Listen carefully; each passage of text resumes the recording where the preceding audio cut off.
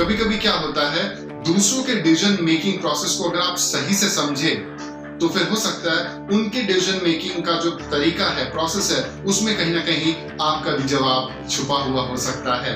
तो ये समझने के लिए आज मैं आपको हमारे one of the agro tourism के जो स्टूडेंट है भावेश जी, इनके साथ मिलाना चाहूंगा और इनके इंटरव्यू के जरिए हम ये समझना चाहेंगे कि उनका जो पहला डिसीजन था फार्म हाउस का, क्यों चेंज होके फिर वो कैंपिंग में आया, फिर कैंपिंग से चेंज होके क्यों फाइनली वो एग्रो टूरिज्म में आया। तो ये समझने के लिए आज के इस पूरे वीडियो में बने रहेगा। हेलो दोस्तों, मैं विवेक हतराज, फाउंडर और क्रिएटर किसान बिजनेस क्लिनिक। ये स्टार्ट हुआ था कि मुझे कुछ इन्वेस्टमेंट्स करने थे लैंड में, रियल एस्टेट में बेसिकली। एंड जब मैंने कमर्शियल और रेसिडेंशियल प्रॉपर्टीज़ देखी तो वो काफ़ी एक्सपेंसिव जा रही थी और मुझे उसका एप्रिसिएशन दिख नहीं रहा था। सो वन ऑफ माई एक मेरा फ्रेंड है जिनके फार्म हाउसेस है, सो उन्होंने मुझे रिकमेंड किया था कि आप फार्म हाउस एक लैंड लेके उसके ऊपर फार्म हाउस बिल्ड करो और उसको आप कमर्शियल यूज़ के लिए डाल सकते हो। तो इसमें आपका लैंड का एप्रिसिएशन भी होगा, एट द सेम टाइम आपको कमर्शियल रिटर्न्स भी कुछ आएंगे ईयर ऑन ईयर। तो इस तरह से लास्ट ईयर हमने लैंड देखना चालू किया, फार्म लैंड लेना चालू किया। एक बार फार्म लैंड मिलने के बाद में तो फार्म लैंड लेने का आइडिया भी ऐसा था कि वो लैंड के ऊपर हमको कुछ क्रिएट करना है, डेवलप करना है और वो डेवलप करके उसको कमर्शियल यूज़ के लिए डालना है। तो लैंड का जो लोकेशन था वो हिसाब से हमको सिलेक्ट करना था। सो हमने मुंबई के आउटस्कर्ट में देयर इज़ अ एरिया जिसको हम करजत बोलते हैं, और वहाँ पे काफ़ी फार्म हाउसेस डेवलप हुए हैं आफ्टर लॉकडाउन। वहाँ पे काफ़ी सारा टूरिस्ट लोग जाने चालू किए हैं, फैमिली और जो स्टूडेंट्स होते हैं वहाँ पे स्टेज के लिए जाना चालू किए। तो ये लोकेशन हमने फाइंड आउट किया और फाइनल किया, और वहाँ पे हमने 1.5 एकड़ का एक लैंड लिया स्टार्ट करने के लिए। उसके बाद में वो लैंड पे इनिशियली फार्म हाउस डालना था, बट जब हम ये लैंड परचेज करने के लिए रिसर्च कर रहे थे, लैंड ढूंढ रहे थे, तब हमें पता चला कि वहाँ पे काफ़ी सारी कैंपिंग साइट्स भी चलती है। सो थोड़ा फिर कैंपिंग साइट्स के बारे में पढ़ना चालू किया, रिसर्च करना चालू किया, तो देखा कि इंस्टेड ऑफ फार्म हाउस ये कैंपिंग में काफ़ी ज़्यादा स्कोप दिख रहा है। बेसिकली फार्म हाउस थोड़ा कैपिटल इंटेंसिव प्रोजेक्ट्स था, मतलब डिपेंड करता है वो आपके शॉप पे कि आपको कौन से लेवल पे फार्म हाउस डालना है। वो basic farm house like 20-25 lakh से स्टार्ट होता था, जिसमें आपको स्विमिंग पूल एक कंपल्शन थिंग था, बिकॉज वहाँ पे अगर स्विमिंग पूल नहीं रहे तो लोग वहाँ पे आपके फार्म हाउस पे बहुत कम लोग विजिट करेंगे। तो स्विमिंग पूल काफ़ी मैंडेटरी था फार्म हाउस के लिए। और जब मैंने स्विमिंग पूल का ही सिर्फ कॉस्ट निकाला तो वो एक नॉर्मल स्विमिंग पूल भी 10 लाख तक का मुझे पड़ रहा था। उसका मेंटेनेंस अलग है, उसका मेंटेनेंस भी काफ़ी हाई है स्विमिंग पूल का। पर मंथ मेरे ख्याल से 20-25,000 ऐसा कुछ मेंटेनेंस, एक छोटे से स्विमिंग पूल का मैं बोल रहा हूँ, एक एवरेज स्विमिंग पूल की बात कर रहा हूँ, जो मतलब 400-500 स्क्वायर फीट की स्विमिंग पूल होगी। इतना मेंटेनेंस मुझे बताया गया था। एंड फिर वहाँ पे केयर टेकर रखो, एंड अगर जैसे मैंने 1-1.5 एकड़ लैंड का मैंने प्लान किया था लेने का वो टाइम पे, तो उसके ऊपर ये फार्म हाउस आने के बाद में लैंडस्केपिंग करो, गार्डनिंग करो। सो ऑन एन एवरेज मेरा महीने का ही मेंटेनेंस 1-1.5 लाख रुपया चले जाता था इसके ऊपर, कुछ नहीं करके भी। और इसका फिर प्लान ये था कि इसको या तो एयरबीएनबी पे डाल दो या कोई और थर्ड पार्टी प्लेटफॉर्म पे डाल दो। सो वो भी आपके 20-30% कमीशन वो भी ले लेंगे, या तो आप किसी प्राइवेट इंडिविजुअल को दे दो जो आप रेंट पे चलाएगा। तो रेंट आपको वहाँ पे जो हार्डली रेंट चल रहा है वो 1-1.5 लाख रुपया रेंट चल रहा है। सो मोटा मोटा सिर्फ ये था कि आपने वो डाल दिया और आपका सिर्फ एक खर्चा निकल रहा है, वो फार्म हाउस का मेंटेनेंस निकल रहा था अगर कमर्शियल यूज पे डाला।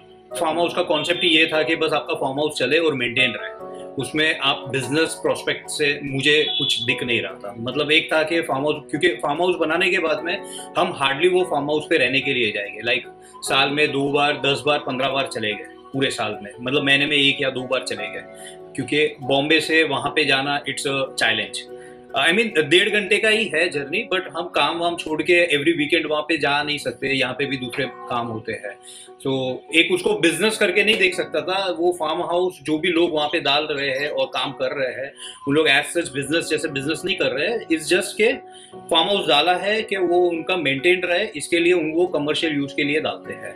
एक्चुअल पैसा जो बना रही है थर्ड पार्टी प्लेटफॉर्म जो होती है, उन लोग बना रहे 20% 30% जो कमीशन चार्ज करते हैं, लाइक एयरबीएनबी हो गया, स्टेकेशन हो गया, इन लोग। सो मुझे कुछ उसमें ज़्यादा प्रोस्पेक्ट नहीं दिखा एंड उसमें ज़्यादा अपना इनपुट डालना मुझे नहीं दिखा। प्लस वो फार्म हाउस को जैसे ग्रो करते जाओगे उतना कैपिटल आपको इन्वेस्ट करना पड़ेगा, क्योंकि सेटिस्फैक्शन जैसी चीज़ आती नहीं है उसके अंदर। देन मुझे पता चला कि कैंपिंग आजकल बहुत ज़्यादा चल रही है एंड इनफैक्ट मैं भी खुद काफ़ी ट्रैवल करता हूँ और मैं खुद सोचता हूँ कि ऐसे मैं खुद काफ़ी सारे ऐसे कैंप साइट्स पे जाके स्टे किए हैं, मैंने हॉस्टल्स में स्टेज किए हैं, हिमाचल गया हूँ, गोवा गया हूँ। सो मुझे ये चीज़ें अच्छी लगती है।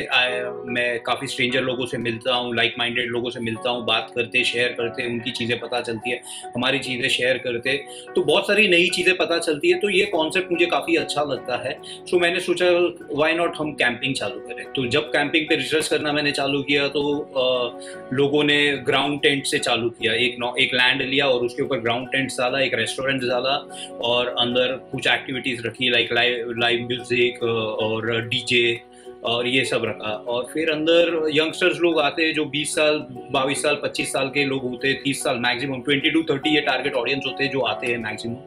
एंड इसमें उन लोग को वीकेंडर्स होते हैं, फ्राइडे सैटरडे संडे तो काफ़ी कम होते हैं, फ्राइडे सैटरडे ये सब एंजॉय करते, चिल करते और फिर वापस ये अपने बॉम्बे चले जाते और अपने काम में इन्वॉल्व हो जाते।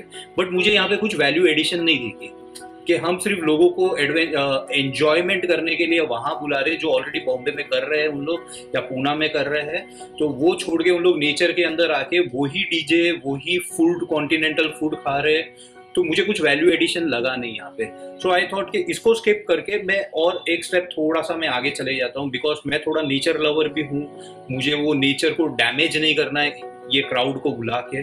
सो मुझे कुछ ऐसा एक वैल्यू एडिशन देना है कि मैं ये लैंड को कुछ वैल्यू क्रिएट करूँ। यहाँ पे अगर कोई भी लोग आए तो उनके लाइफ में एक मैं कुछ एक्सपीरियंस ऐड करूँ कि वो आए थे, उनको याद था कि ये लैंड पे, जैसे मैं भी कोई भी जगह पे जाता हूँ तो मैं ये देखता हूँ कि मैं वहाँ से क्या लर्निंग लेके निकलूँगा वहाँ पे। सो आई फील द सेम कि अगर मेरे प्रॉपर्टी पे कोई आए तो वो कुछ लर्निंग लेके जाए, ना ही वो एंजॉयमेंट तो एक पार्ट होगा बट उसके साथ में एक वैल्यू एडिशन चीज़ भी होनी चाहिए।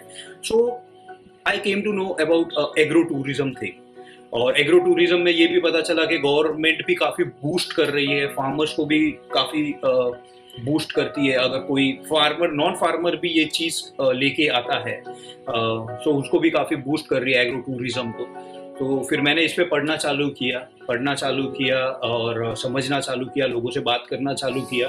बट मुझे कहीं पे भी ऐसे किसी से कॉन्क्रीट नॉलेज नहीं मिल रही थी या एकदम क्लीन आइडिया नहीं मिल रहा था कि इसको कैसे चालू करें, स्टेप बाय स्टेप सीक्वेंस में कैसे चालू करें। फिर मैं आपके चैनल यूट्यूब पे मैंने आपका चैनल देखा और वो चैनल के थ्रू मुझे पता चला और मैंने आपके ऑलमोस्ट वीडियोस देखे, तब जाके मुझे एक सेटिस्फैक्शन मिला कि ओके ठीक है। सो मैं आपसे कनेक्ट कर सकता हूँ और आपसे मेरी वो एक्सपेक्टेशंस बढ़ गई कि वो आप मुझे प्रॉपर एक सीक्वेंस और गाइडेंस प्रोवाइड कर सकते हैं। तो अगर आप भी इनके तरह एग्रो टूरिज्म के प्रोजेक्ट को अपने फार्म पे स्टार्ट करने को लेके सीरियस है और अपने ड्रीम को पूरा करने के लिए कमिटेड है तो आप इस दिए हुए नंबर पे ज़रूर हमें कांटेक्ट कीजिए या फिर डायरेक्टली हमारे इस ट्रेनिंग प्रोग्राम को ज्वाइन कर सकते हैं। इसका लिंक आपको इस वीडियो के नीचे यहाँ पे डिस्क्रिप्शन बॉक्स है, वहाँ पे लिंक दिया हुआ है, क्लिक कीजिए और सीधा हमारे इस ट्रेनिंग प्रोग्राम को परचेज करके उसको ज्वाइन कीजिए। या फिर अगर आप हमारे अपकमिंग जो वेबिनार के बारे में जानना चाहते हैं, उसको अटेंड करना चाहते हैं, तो उसके लिए भी लिंक इसी वीडियो के नीचे दिया हुआ है। उसको बस जाइए, उस व्हाट्सएप ग्रुप को क्लिक करके हमारे प्राइवेट व्हाट्सएप ग्रुप को ज़रूर ज्वाइन कीजिए और वहीं पे आपको अपकमिंग वेबिनार के बारे में डिटेल्स मिल जाएंगे। धन्यवाद।